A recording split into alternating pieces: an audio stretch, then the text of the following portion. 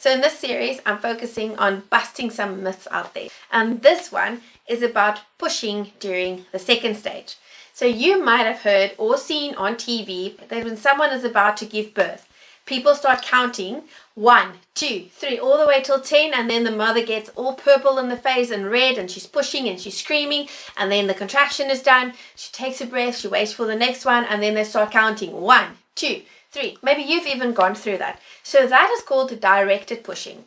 The opposite of that is spontaneous pushing, and that is basically leaving the mom to push when she has the urge to push. There is a natural reflex that kicks in when you're about to have your baby, to expel the fetus from your body. So directed pushing is also known as purple pushing. You might have heard the term. And spontaneous pushing is considering something that is called the grateful period. So it doesn't happen for everybody, but very often when a woman becomes fully dilated, her contractions disappear. It can be 10 minutes, it can be up to an hour, and that is her body getting ready for the second stage to push. There might be 1 or 2 contractions, but they're not strong, and then when they come on, then they come on full force, and this baby needs to come out now. And the basic conclusion of most of these research studies is saying, let the mother push the way that she feels comfortable pushing. If you like directed pushing and you need someone to tell you in that moment when to push, when to breathe, that's okay. If you don't want that and you want to push when you feel ready to push, then you tell them that. But it is not exactly that straightforward, because there are a couple of things you need to consider for both directed pushing and spontaneous pushing. So with directed pushing, the mom will put in more energy in a shorter amount of time. Think about like HIIT training. High effort, high intensity, short period of time. And spontaneous pushing is then more like a marathon. You pace yourself, but you get there in the end. But what are these important factors? First of all, the fetal heart rate. So you need to always consider, well, not you, the doctor or the midwife. They need to consider what is the baby's health. And the way they do that is by checking the fetal heart rate on the monitor. There's a reason you're connected to these monitors for hours on end, because it checks if the fetal heart rate is fine. The pattern of a fetal heart rate indicates whether a baby is okay or if there's potentially distress. And directed pushing can increase the chances of having fetal distress. The reason for this is that every time a mom pushes, for that moment, the oxygen supply to the baby is diminished because the mother is not breathing in fresh oxygen. But the baby has reserves to carry him or her through that period of time and stay absolutely fine during that contraction until mom is done. She takes a deep breath and there's new oxygen flowing to the baby, and the baby can replenish their reserves. With a baby that is tired for whatever reason, it's been a long labor. Interesting fact, a labor takes as much a toll on the baby as it does on the mom, obviously in different ways, but it can tire a baby out as well. So if it's been a long labor, or there's sometimes inexplicable reasons why the baby is getting tired, it will show on the monitor, which leads me to the second point, mom's energy. So labor, childbirth is really hard. It takes a lot of energy. And depending how long the mom has been in labor, she might still have energy left, in which case, if you force her to do directed pushing, she's going to tire out very quickly and she's going to run out of her own reserves. And when mom runs out of reserves, baby also runs out of reserves, and it might lead to distress. I am personally not the biggest fan of directed pushing. It is practiced worldwide. Thousands of doctors and midwives follow this, but there are plenty of others who don't.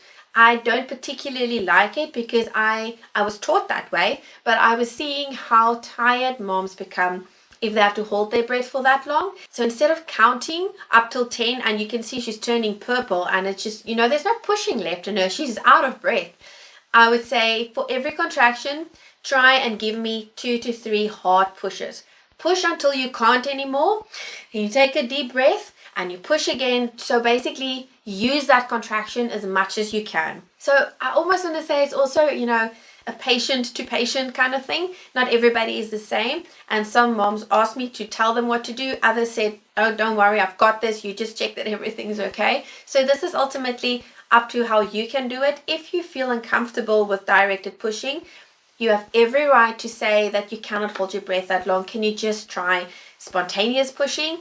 if your baby is okay. The next thing is the baby's position. So if the baby, where's my baby? Got my baby here.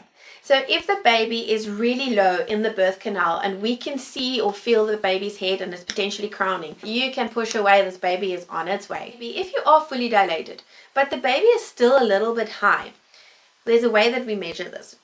And the baby is still a little bit high in the birth canal, so not really crowning there. You kind of don't want to start pushing because you're going to have to put in a lot of effort to get this baby down, and only then do you start pushing the baby out. Whereas if you allow that hour or whatever your body is giving you when you're fully dilated but you don't have the urge to push immediately, that is a time that the body can maybe push the baby slowly down with smaller contractions. Look, everybody is different.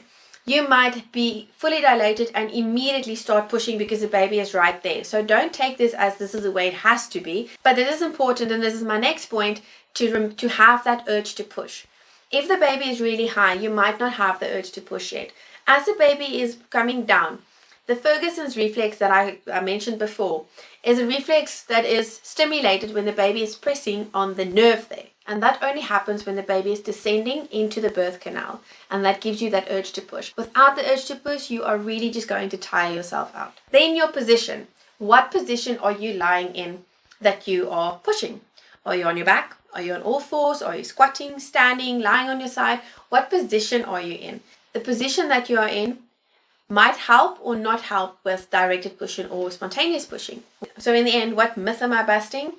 The myth that I'm busting is that you don't have to count to 10 to push. You can count until 5 if you want. You can count until 2. You don't have to count at all. But that is not the way that you have to push your baby out. You can decide what you feel comfortable with. And you have the right to say that when you are having your baby. And if everything else is fine and all the factors that I mentioned are in order, there shouldn't be any reason why you can't try it. Thanks for watching. I'll see you in the next video.